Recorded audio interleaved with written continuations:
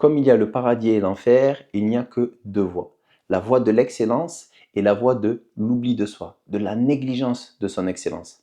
C'est une réalité qui est brutale, mais ça n'en est pas moins une réalité. Aujourd'hui, on va un peu secouer un mythe du développement personnel qui est que nous devons corriger tous nos défauts. Et à contrario, on va regarder comment un défaut, ce n'est qu'un angle de vue et qu'un défaut, en réalité, peut être aussi un grand talent. Mais que c'est un grand talent, mais s'il est mal placé, il apparaît comme un défaut.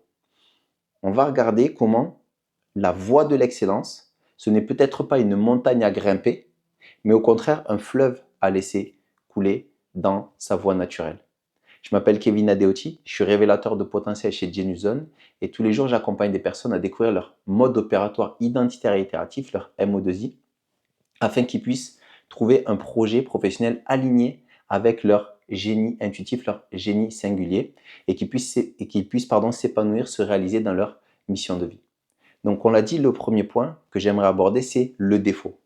Le défaut, ce n'est pas une vérité absolue. Un défaut, c'est une lecture en rapport à une norme, à un standard. Quand on dit que quelque chose est trop ou pas assez, ce n'est pas un fondement, mais c'est plutôt selon un angle de vue. Par exemple, si je vous disais qu'un cactus est trop sec, pourtant un cactus il est trop sec, mais est-ce qu'il est adapté au désert et inadapté à la forêt tropicale? Est-ce qu'il est un roi dans un endroit et il va mourir et s'éteindre dans un autre? Si je prends, je ne sais pas, n'importe quel exemple, si je prends un dauphin que je sors de l'eau, que je mets sur la plage, sur la terre ferme, il va être ridicule dans ses mouvements. Et pourtant, quand il est dans l'eau, c'est un esthète, un danseur olympique. De la même manière chez les humains. Si je prends quelqu'un que je considère comme lent et trop réfléchi, trop intellectuel, dans des situations d'urgence, il va être totalement inadapté. Et à contrario, si cette personne est dans un milieu où il faut prendre énormément son temps pour réfléchir, s'il travaille dans de la stratégie, dans de la recherche fondamentale, il va devenir un expert dans son domaine. Pareil pour quelqu'un qui est peut-être considéré comme trop sensible pour travailler par exemple dans un board de directeur, mais qui va être un artiste, un maître dans peut-être quelque chose d'artistique ou de la gestion émotionnelle par exemple. Aujourd'hui, les cas, j'en ai à l'appel, d'accord? Depuis un an, j'ai accompagné, je ne les ai pas forcément comptés, mais je dirais peut-être entre 80 et 100 personnes.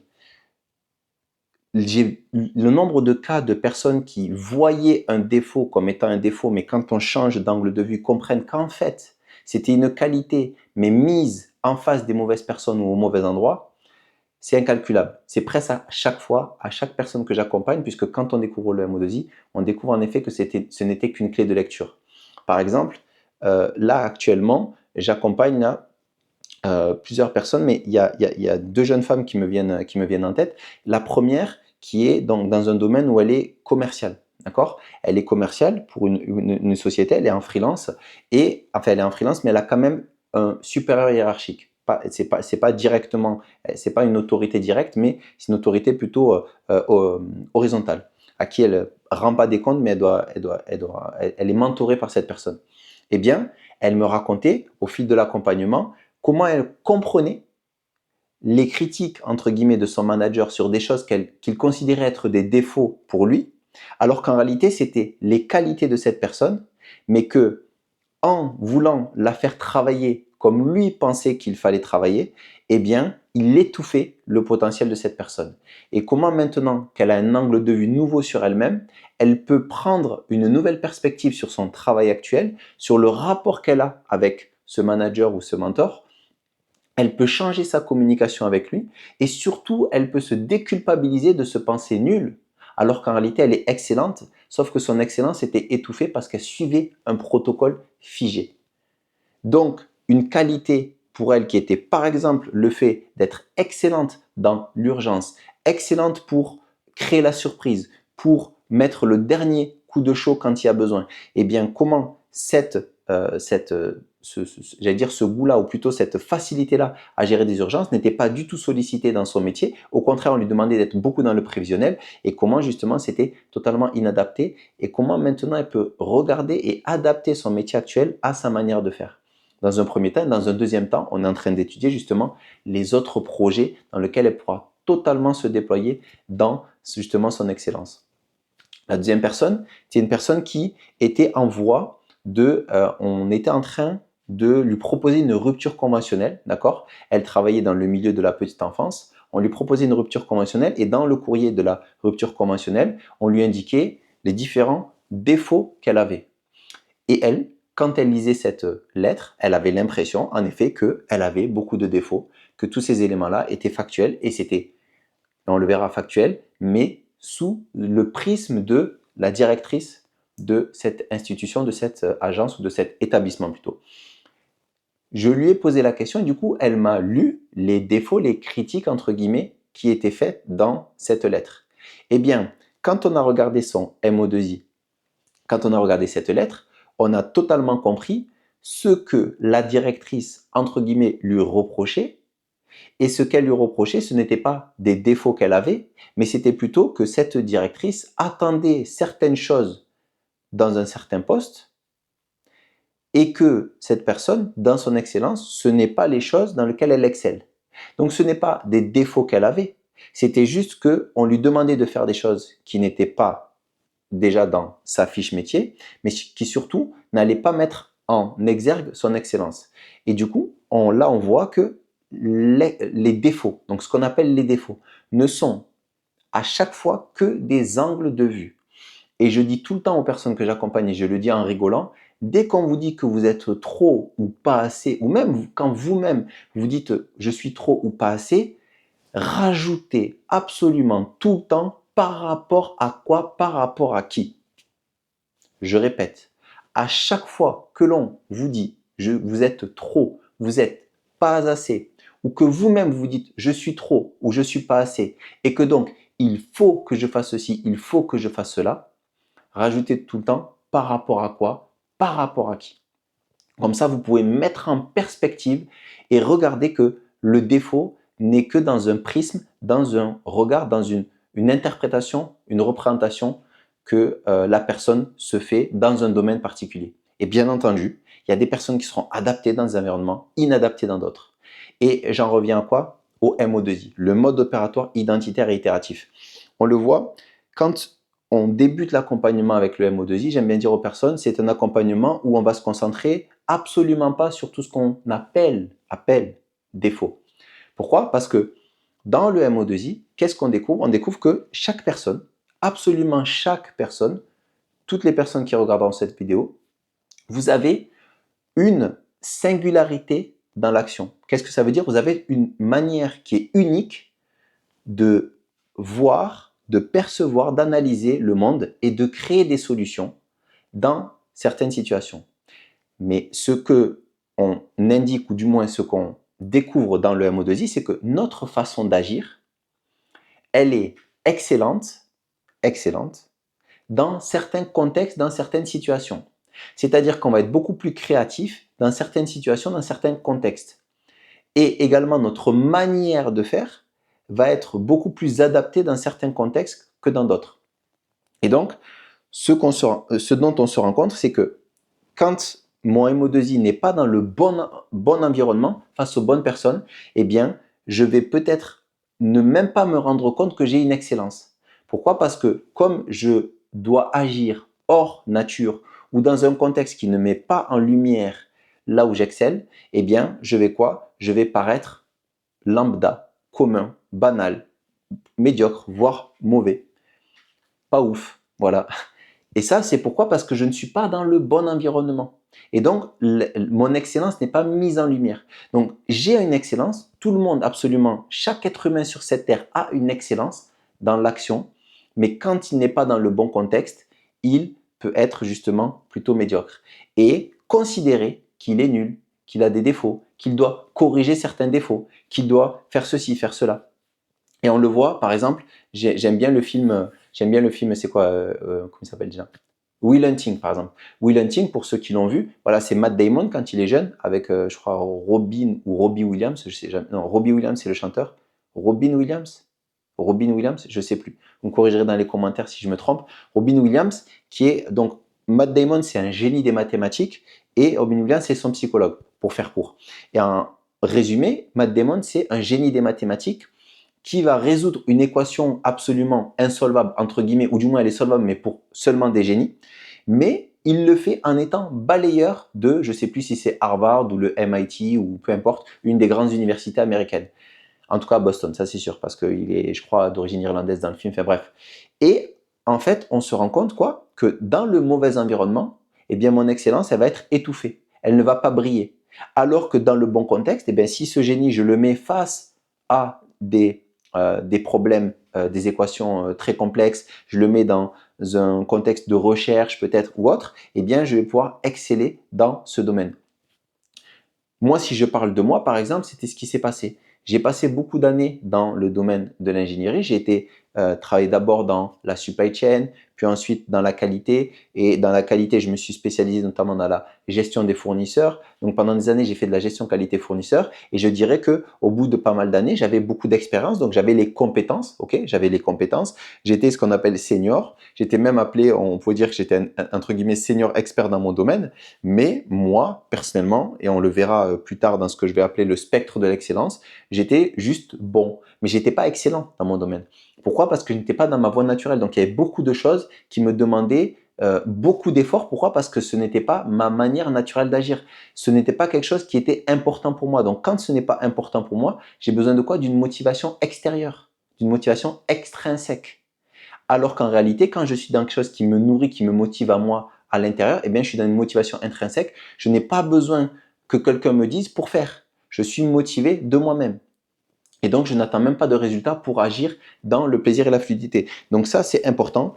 Quand je suis dans la voie de l'excellence, il y a une forme de fluidité. C'est pour ça que j'ai comparé la notion de de grimper à une montagne, ce qui peut être vu un petit peu dans le DevPers où il faut produire beaucoup d'efforts, il faut être voilà, dans une forme de lutte, d'accord? Alors moi, plutôt la voie de l'excellence, que je vois être quelque chose qui se fait dans une voie naturelle, d'accord? Où on ne va pas se forcer, justement, mais peut-être l'effort à faire au départ, c'est de s'orienter vers sa voie naturelle, mais une fois qu'on y est, ça coule, ça glisse, d'accord? C'est quelque chose qui ne demande pas des efforts surhumains, voire même l'effet inverse, puisque je vais rentrer quand je suis dans ma voie d'excellence, dans ce qu'on appelle l'état de flow, et quand je suis dans l'état de flow, je ne vois pas le temps passer.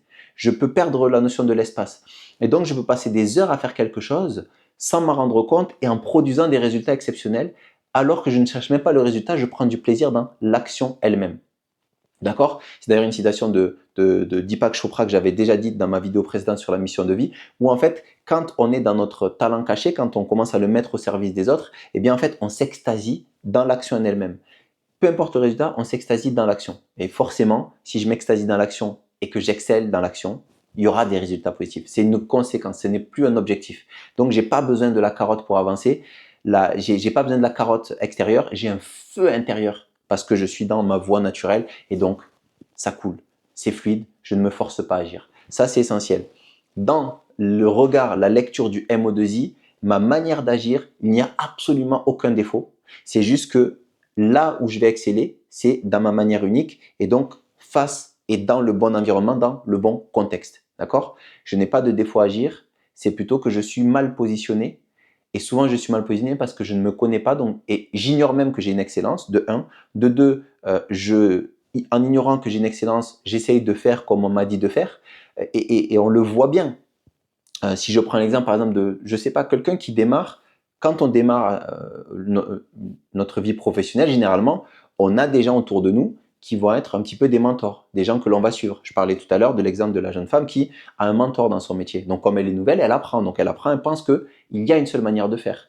Moi, je me rappelle, j'ai fait de l'alternance. Voilà, il y avait des gens qui avaient une manière de faire de l'analyse de risque.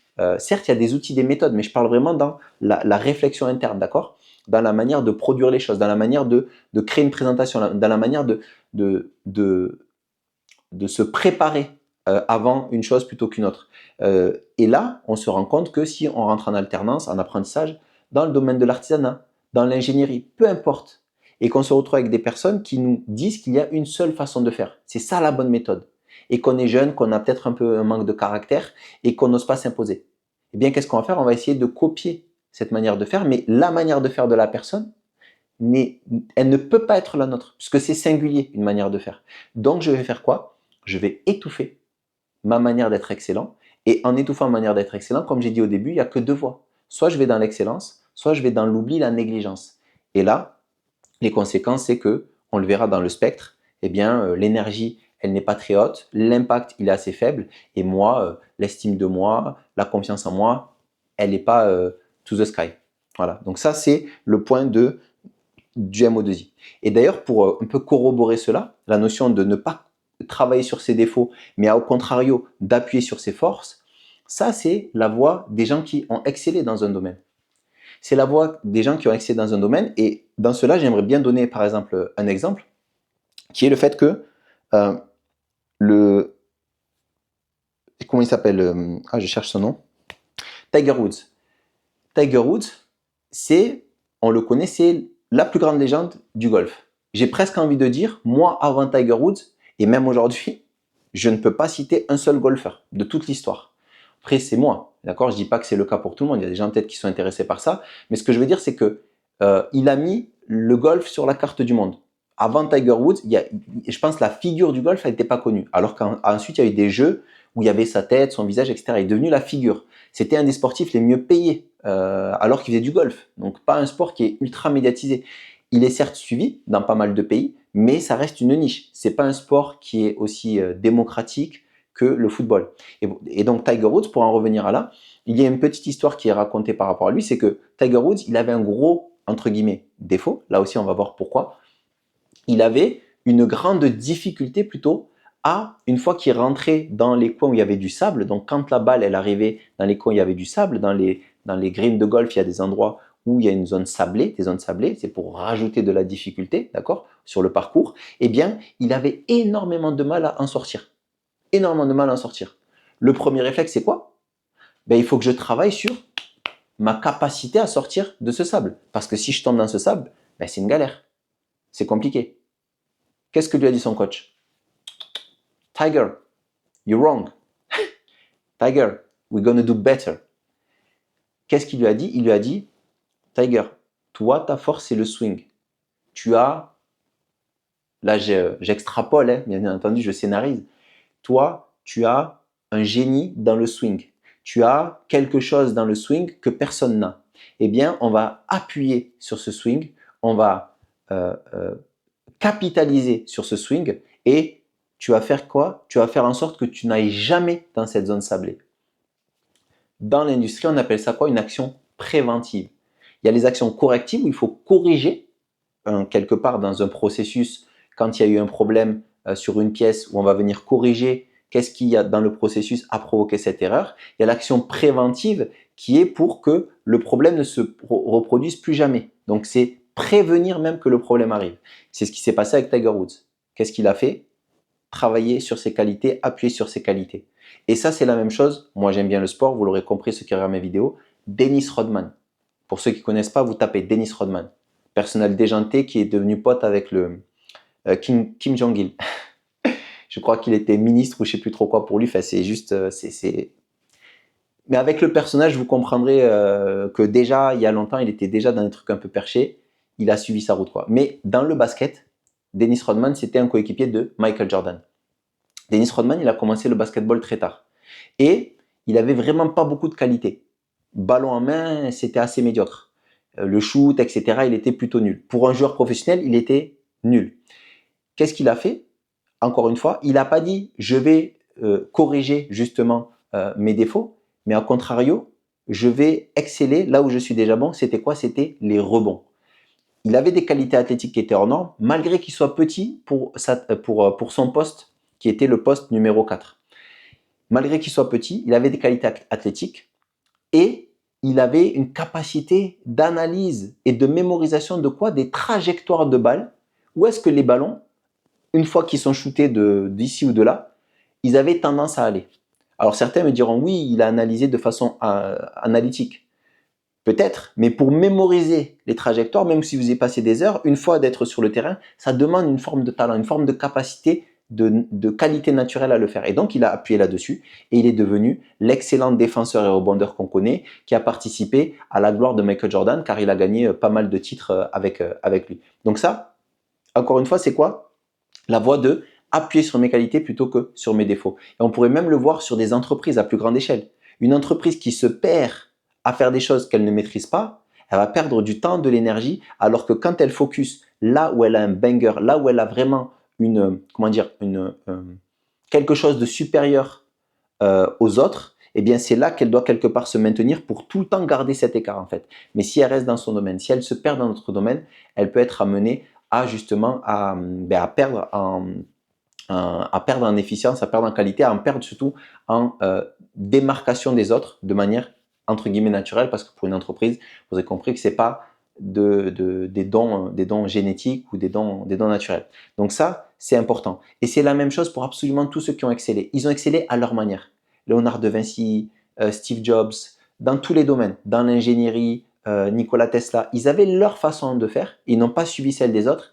Et pour justement exceller, il ne faut pas chercher à devenir bon partout, il faut chercher à appuyer, à exceller, à amplifier là où on est naturellement bon, naturellement doué, naturellement excellent. Et on va en venir à ça, la notion d'amplification, parce qu'on va parler de spectre. Vous connaissez peut-être la notion du spectre de lumière. Dans le spectre de lumière, il y a différents points où il y a, on va dire, on part de la matière et on va jusqu'au rayon gamma de mémoire. Donc, ce spectre de lumière où en fait, la lumière, elle est quelque part classifiée.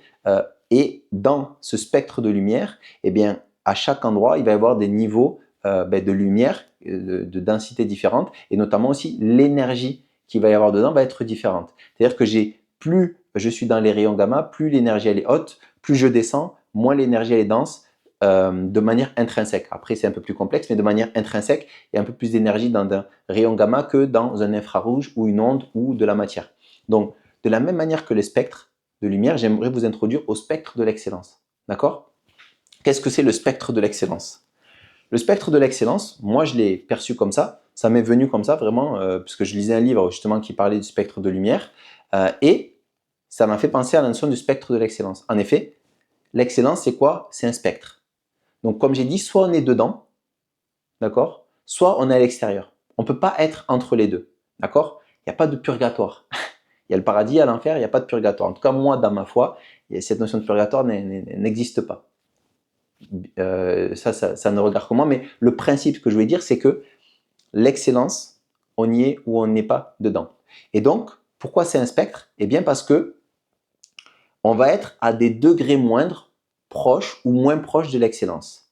Et quand on va être dans une excellence qui est répétée, d'accord? Donc l'excellence, c'est quoi? C'est une voie dans laquelle j'excelle avec le moindre effort, d'accord? Ça ne veut pas dire qu'il n'y a pas d'effort, c'est-à-dire que l'effort ressenti est très faible. Pourquoi? Parce que je suis dans ma voie naturelle, d'accord? On l'a dit, un dauphin, quand il est hors de l'eau, il va déployer des efforts monstres et il va s'épuiser, il va mourir même, parce qu'il n'est pas dans l'endroit adapté.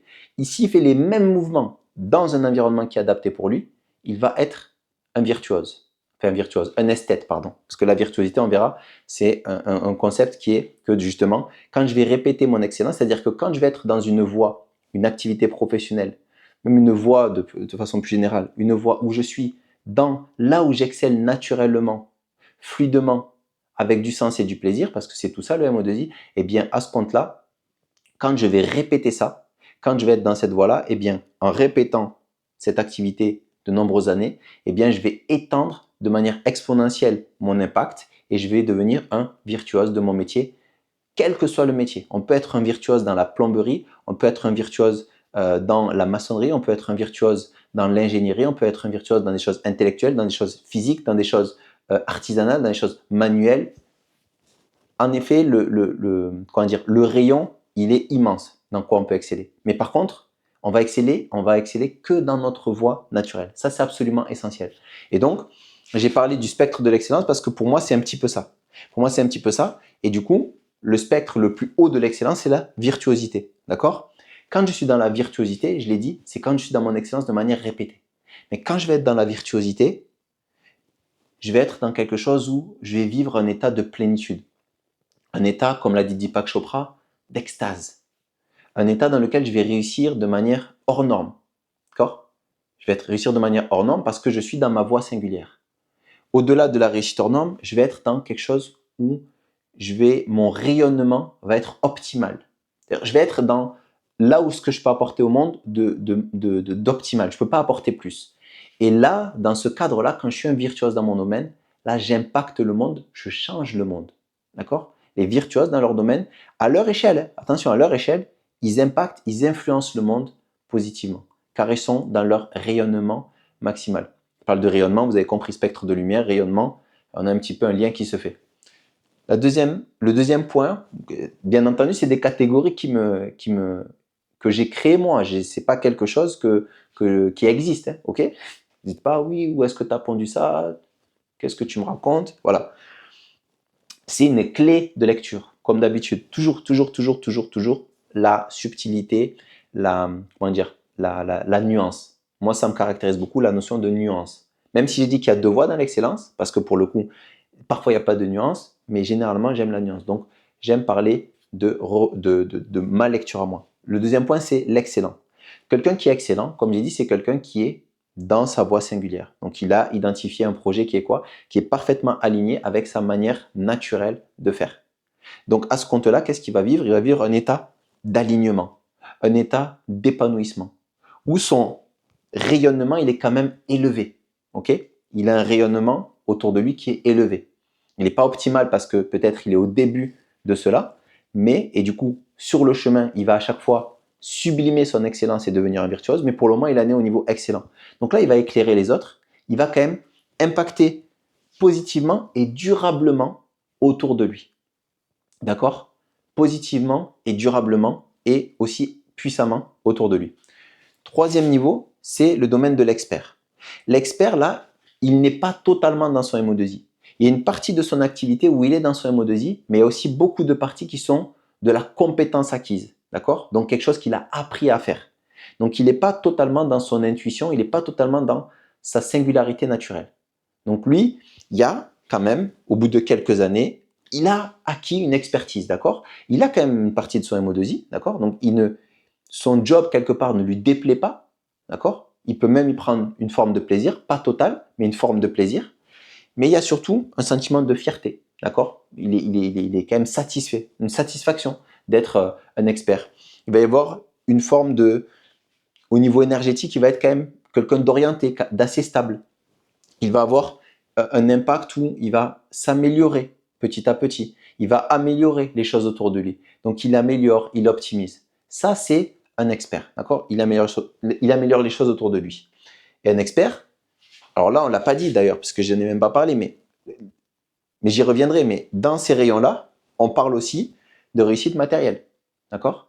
Quand vous êtes reconnu comme un virtuose dans votre domaine, on ne vous demande pas c'est combien, on vous demande quand est-ce que vous êtes disponible. Vous êtes bien d'accord?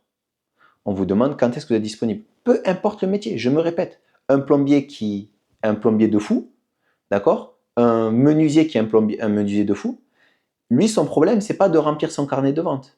Lui, son problème, c'est de choisir les projets qu'il veut. C'est d'obtenir le bon tarif. C'est pas de courir derrière les clients. Hein. On est bien d'accord. L'excellent, il est aussi un petit peu là-dedans. L'expert, il y a un petit réseau, il y a de la recommandation, mais il faut quand même qu'il aille chercher un petit peu ses contrats, ses jobs, etc. Et il est aussi très bien payé. Mais, et là aussi, j'en ai pas parlé, mais c'est aussi logique, parce que pourquoi? On a dit que l'excellence, c'est le fruit du moindre effort.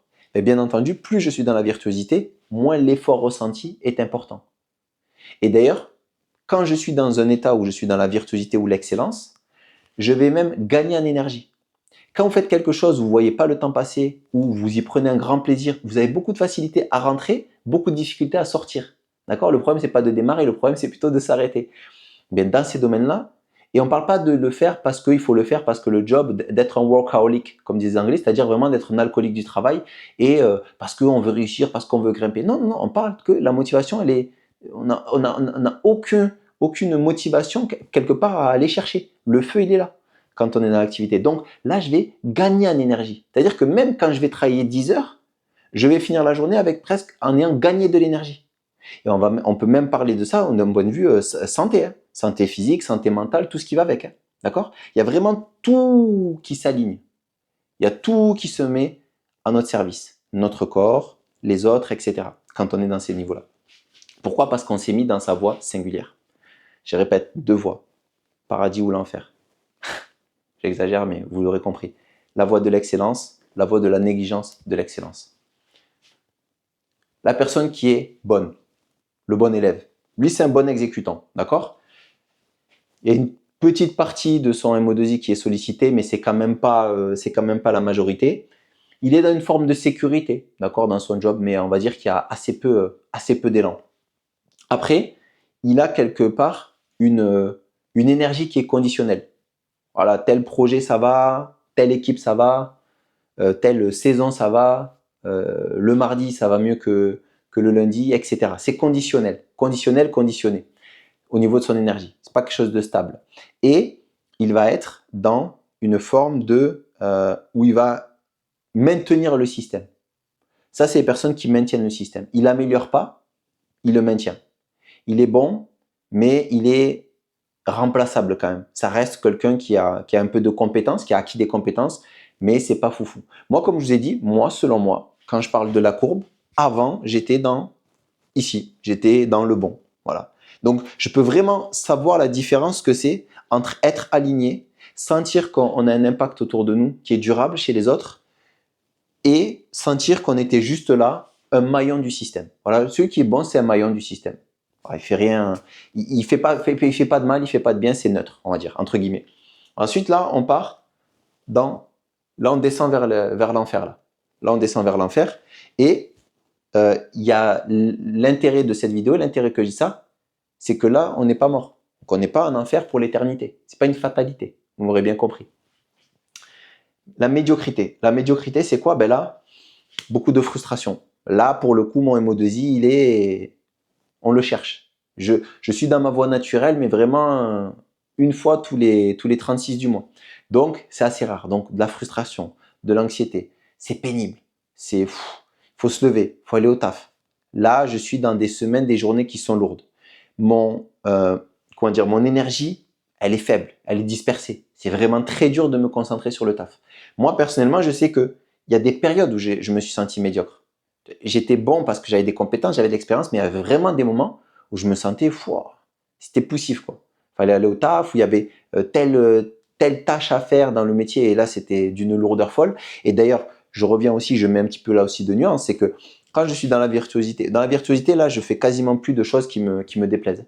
Là, c'est du tout droit. J'ai réussi à déléguer parce que je fais assez de revenus. Ce que j'aime pas faire, je le fais plus. Je fais que ce que j'aime faire. Dans l'excellence, on peut être amené à faire des tâches qu'on aime moins de temps en temps. C'est pour ça que le but, c'est d'avoir un Pareto, d'avoir le maximum de notre activité qui est faite dans la voie de l'excellence et le minimum qui est fait dans le reste. Donc parfois, on a des tâches à faire où on est un peu médiocre. Moi, actuellement, je sais que il y a des tâches, certaines tâches administratives qui sont pénibles. Par contre, dès que je suis dans être avec les gens, parler de leur potentiel, des croyances limitantes, de par quel scénario ils vont déployer leur MO2I, là, les rendez-vous, je les sens pas passer, d'accord? Même pendant le ramadan. Bon, des fois, on peut être fatigué, mais vous m'aurez compris. Bref. Et cette personne, elle fait quoi? Ben, elle subit quand même sa situation et s'épuise. Donc ça, c'est quand même une voie où l'énergie, on est quand même plutôt vers le down. Et là, le mode que j'appelle le mode survie, là, on est en souffrance. Là, on est en souffrance. C'est les cas où voilà, les personnes elles sont dans des états de burn-out, épuisement, le burn-out ou le bore-out, où il y a vraiment strictement aucune envie d'aller au boulot. C'est vraiment que parce qu'il faut payer les factures. Il y a vraiment rien d'autre que ça qui me fait faire cette activité. Et là, du coup, je suis plus que remplaçable parce que là, je suis dans une énergie qui est négative, qui est bloquée. Et là, ce que j'ai mis, c'est que quelqu'un qui est là-dedans, en fait, il impacte négativement. D'accord? Là, il ralentit les gens autour de lui. Et c'est pour ça que j'ai dit que là, on est dans le down, c'est que quand je vais dans la médiocrité, dans la survie, là, pour le coup, je ne bénéficie pas aux gens autour de moi Et ça peut être le cas parfois, et d'ailleurs moi je l'ai vu, hein, dans les domaines de l'accompagnement. C'est-à-dire qu'on est là pour accompagner des gens, d'accord, des thérapeutes, des coachs, des gens dans le domaine de la santé, qui sont dans cette énergie-là. Vous imaginez l'impact que ça peut avoir sur les gens qui viennent les voir parce qu'ils ont besoin d'aide.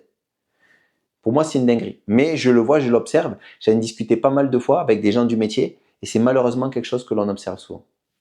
C'est, encore une fois, il n'y a pas de fatalité, mais c'est quand même triste de voir cela. Donc là, négatif, bloqué, je ralentis. Donc vous voyez un petit peu le spectre. Donc le but, bien entendu, c'est de tendre le plus possible vers cela. Pour soi et pour les autres. Comme je dis tout le temps, l'un va pas sans l'autre. Quand moi je vais bien, quand moi je fais ce pourquoi je suis fait, quand je suis dans ma voie naturelle, quand j'excelle, ben naturellement j'impacte le reste du monde positivement. Et j'en parle d'ailleurs dans la mission de vie. C'est soit on impacte positivement, soit on peut polluer parfois notre environnement. Comment on va justement vers cette voie de l'excellence? Pour moi, c'est un petit peu ces axes-là. Le premier point, c'est désidéaliser. Désidéaliser le fait qu'il y a une bonne façon de faire, que j'ai des défauts à corriger. Mais au contraire, de vraiment me mettre en tête que si je pense que j'ai des défauts, est-ce que c'est parce que c'est la situation, le contexte, les personnes que j'ai en face de moi qui me font croire ou voir ou qui me disent que j'ai des défauts, ou est-ce que c'est une vérité absolue? Toujours pareil, un défaut, c'est nécessairement subjectif. C'est par rapport à quelque chose. Et je parle bien dans la manière d'agir, d'accord? Qu'il n'y ait pas des gens qui viennent me dire, j'ai dit que n'importe quel comportement, c'est pas quelque chose qui est à corriger, d'accord? Je parle pas de la morale, je parle pas de comportements moraux, je parle de façon d'agir. Je l'ai pas dit au début, c'est vrai que là j'ai dit à la fin, je m'en rends compte, mais ça c'est essentiel, hein, d'accord? Donc désidéaliser la manière de faire. Deux, identifier la sienne manière de faire. Identifier sa manière de faire. Bien entendu, le MO2I, comme je le dis souvent, c'est une voie, l'accompagnement avec les bonnes personnes, c'est une voie accélératrice de la connaissance de soi. Mais ce n'est pas obligatoire. On peut déjà passer par identifier les endroits où je vois où j'ai beaucoup de fluidité, beaucoup de plaisir, beaucoup de facilité, où les gens me font des feedbacks très positifs. Là, je vais pouvoir identifier et je vais essayer de comprendre, essayer de découper, d'accord, les tâches où on me dit que je suis bon et essayer d'aller regarder avec un peu plus de précision qu'est-ce qui dans ces tâches, dans quoi. Si vous prenez par exemple un truc tout simple, vous prenez vos tâches dans votre activité professionnelle, vous prenez, je sais pas, les 10 tâches que vous faites le plus souvent et vous les classez, dans lesquelles vous pensez qu'il y a beaucoup de fluidité et de plaisir et dans lesquelles il y a le moins de fluidité et de plaisir. Et comme ça, vous pouvez commencer à identifier chez vous où est-ce qu'il y a une piste à regarder sur l'excellence, où est-ce qu'il n'y en a pas. D'accord? Ça, c'est important. Et on ne parle pas seulement de talent type le dessin, mais on essaiera de regarder un peu plus précisément qu'est-ce qui me fait exceller dans le dessin particulièrement. Ça, on le voit dans le MO2I, mais sinon, essayez vraiment d'aller dans un niveau, dans une arborescence. D'abord, regardez les tâches dans lesquelles je suis bon, et regardez éventuellement dans ces tâches, qu'est-ce qui fait que, essayez d'introspecter, de dire qu'est-ce qui fait que dans cette tâche, vraiment, quand je regarde, qu'est-ce qui me pousse, qu'est-ce qui me fait plaisir quand j'effectue cela? Une fois que j'ai identifié, gratitude. Ça, pour moi, c'est une des énergies, une des vibrations les plus puissantes de l'univers, c'est le sentiment de gratitude. D'accord? Comme j'ai désidéalisé, j'ai compris qu'il n'y avait pas une meilleure manière de faire, mais la meilleure manière de faire, c'est la mienne. La meilleure manière de faire, c'est la mienne. Il n'y a pas de meilleure manière de faire. Et donc, je désidéalise le principe qu'il n'y a qu'une manière de faire et je suis en gratitude que moi, j'en ai une de spécifique, que moi, j'ai une excellence, que moi, j'ai quelque chose de particulier, de singulier à apporter au monde et que le monde en a bien besoin et que je peux avoir un impact très positif. Ça peut nous mettre dans un état de gratitude quand même de ressentir cela. Voilà, moi, je ne suis pas Steve Jobs, moi, je ne suis pas Mère Teresa, moi, je ne suis pas Gandhi, je ne suis pas Malcolm X, je ne suis pas des personnes peut-être qui vont avoir cet impact-là. Par contre, moi, quand je vais faire mon pain, quand je vais faire mes baguettes, quand les personnes elles vont mettre un croc sous ma baguette, je vais mettre de la joie dans le cœur. Bam! Quand moi, je vais être animateur dans une école, quand les gamins viennent avec moi, ils s'oublient, ils sont eux-mêmes et quand ils repartent chez eux, ils sont joyeux, ils sont épanouis. Quand je suis un professeur, je vais donner le désir, le plaisir à mes élèves et je vais permettre de développer en eux le goût et la soif de l'apprentissage. Et ainsi de suite. On a besoin de tout pour faire un monde. On a besoin du tigre et de la fourmi. On a besoin de la baleine. On a besoin du mille-pattes. On a besoin de tout. Et donc de tout le monde. Quatrième point, on réaligne. Quand j'ai identifié ce dans quoi je suis bon, je vais regarder, est-ce que dans mon métier actuel, je peux bouger un petit peu les manettes pour identifier exactement là où moi je vais vraiment pouvoir avoir beaucoup plus d'impact.